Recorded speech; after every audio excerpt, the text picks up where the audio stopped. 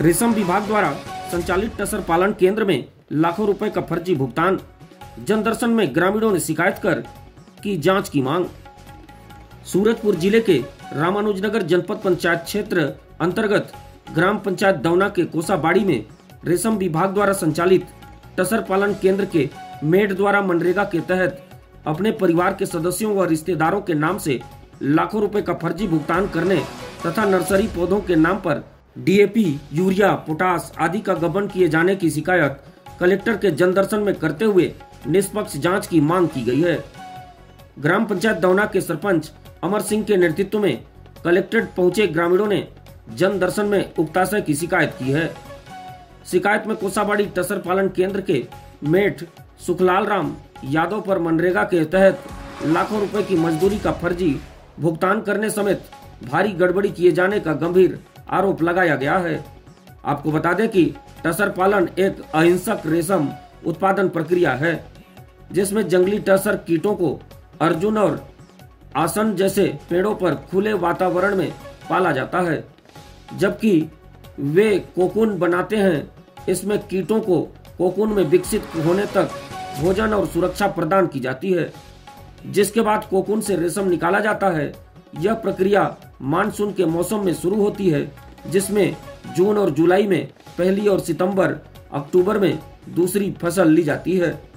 टसर पालन की प्रक्रिया के बारे में बताया जाता है कि टसर कीट पालन के लिए सबसे पहले खेती स्थल की तैयारी की जाती है।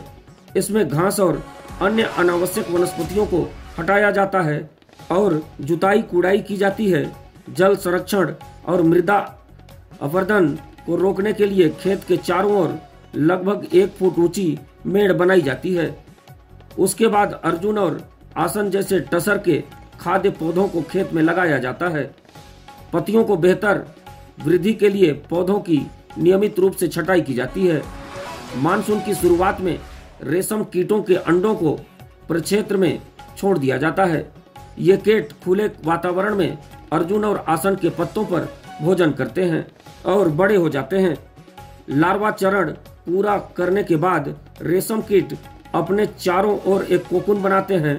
कोकून का निर्माण पूरा होने के बाद इससे इकट्ठा किया जाता है। उसके पश्चात कोकूनों को नरम करने के बाद उनसे रेशम निकाला जाता है, जिसे बाद में संधारित कर विभिन्न उत्पादों जैसे रेशमी वस्त्र बनाए जाते हैं।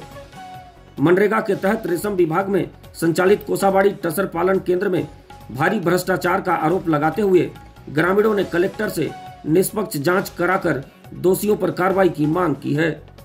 आरोप है कि कथित अधिकारी के संरक्षण में टसर पालन केंद्र मेट सुखलाल राम यादव ने मजदूरी के नाम पर फर्जीवाड़ा करते हुए बिना मजदूरी अपनी पत्नी समेत दर्जन भर रिश्तेदारों के खातों में करीब 4 लाख रुपए का भुगतान मनरेगा से किया गया है।